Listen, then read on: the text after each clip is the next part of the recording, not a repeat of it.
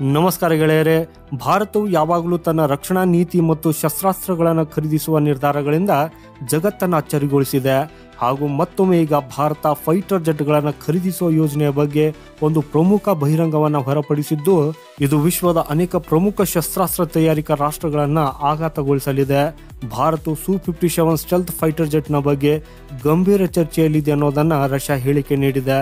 ಒಂದು ವೇಳೆ ಈ ಒಪ್ಪಂದವು ಆದರೆ ಭಾರತೀಯ ವಾಯುಪಡೆಗೆ ಇದು ಗೇಮ್ ಚೇಂಜರ್ ಆಗಬಹುದು.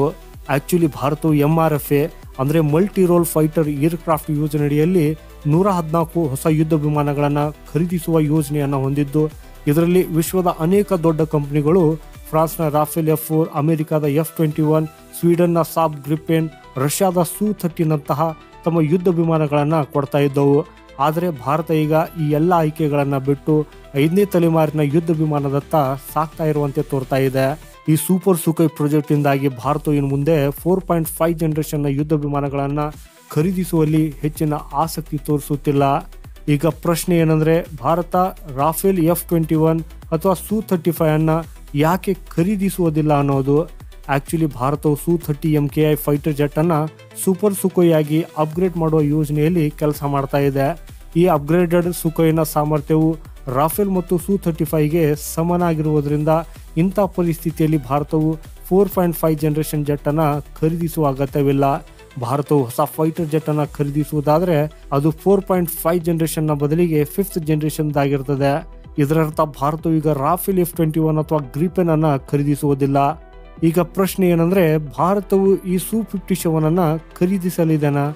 ಆಕ್ಚುಲಿ ರಷ್ಯಾದ ಶಸ್ತ್ರಾಸ್ತ್ರ ಉತ್ಪಾದನಾ ಕಂಪನಿ ರೋಸೋಬರನ್ ಎಕ್ಸ್ಪೋರ್ಟ್ ಭಾರತವು Su-57 ಅನ್ನ ಖರೀದಿಸುವ ಸಾಧ್ಯತೆಯ ಬಗ್ಗೆ ಚರ್ಚಿಸುತ್ತಿದೆ ಅನ್ನೋದನ್ನ ಹೇಳಿಕೊಂಡಿದೆ. ವರದಿಗಳ ಪ್ರಕಾರ ಭಾರತವು Su-57 ಅನ್ನ ಭಾರತದಲ್ಲಿಯೇ ತಯಾರಿಸುವ ಸಾಧ್ಯತೆಯನ್ನು ಸಹ ಪರಿಗಣಿಸಬಹುದು. ಈಗ ಈ Su-57 ಯಾಕೆ ವಿಶೇಷವಾಗಿದೆ ಅನ್ನೋದನ್ನ ಅರ್ಥ ಮಾಡಿಕೊಳ್ಳೋಣ. ಆಕ್ಚುಲಿ ಇದು 5th ಜನರೇಷನ್ನ ಸ್ಟೆಲ್ತ್ ಫೈಟರ್ ಜೆಟ್ ಆಗಿದ್ದು, ಶತ್ರು ರೆಡಾರ್ಗಳು ಅದನ್ನ ಪತ್ತೆ ಹಚ್ಚಲಾಗುವುದಿಲ್ಲ. ಕಿಂಜಲ್ನಂತಹ ಹೈಪರ್ಸೋನಿಕ್ ಕ್ಷಿಪಣಿಗಳನ್ನು Su-57 ಅಲ್ಲಿ ಅಳವಡಿಸಬಹುದು. ಇದು ಆಫ್ಟರ್ ಬರ್ನ್ ಇಲ್ಲದೆ ಸೂಪರ್ ಸಾನಿಕ್ ವೇಗದಲ್ಲಿ ಹಾರಬಲ್ಲದು. Su-57 ತಂತ್ರಜ್ಞಾನವು Su-30 ಮತ್ತು ರಾಫೆಲ್ಗಿಂತ ಹೆಚ್ಚು ಅಡ್ವಾನ್ಸ್ಡ್ ಆಗಿದೆ. ಇನ್ನು ಇದಕ್ಕಾಗಿ ಯಾವುದೇ ಅಧಿಕೃತ ಘೋಷಣೆ ಮಾಡಿಲ್ಲ. ಆದರೆ ಅನೇಕ ರಿಪೋರ್ಟ್ಸ್ಗಳು ಭಾರತವು Su-57 ಉತ್ಪಾದನೆಯಲ್ಲಿ ಭಾಗವಹಿಸಿಕೊಳ್ಳಬಹುದು ಅನ್ನೋದನ್ನ ಹೇಳ್ತಾ ಇವೆ. ಭಾರತವು ಈ ಹಿಂದೆ ರಷ್ಯಾದೊಂದಿಗೆ ಬ್ರಹ್ಮೋಸ್ ಕ್ಷಿಪಣಿ ಮತ್ತು Su-30 MKI ನಂತಹ ರಕ್ಷಣಾ ಯೋಜನೆಗಳಲ್ಲಿ ಕೆಲಸ ಮಾಡಿದೆ. ಭಾರತವು ಈಗ 5th generation fighter jet MK ಅಲ್ಲಿ ಅಂದರೆ advanced medium combat aircraft fighter jet ನಿರ್ಮಿಸುವ ಯೋಜನೆಯಲ್ಲಿ ಕೆಲಸ ಮಾಡ್ತಾ ಇದೆ. ಸೊ ಈ Su-57 ತಂತ್ರಜ್ಞಾನವು MK ಅಭಿವೃದ್ಧಿಗೆ ಸಹಾಯ ಮಾಡಬಹುದು.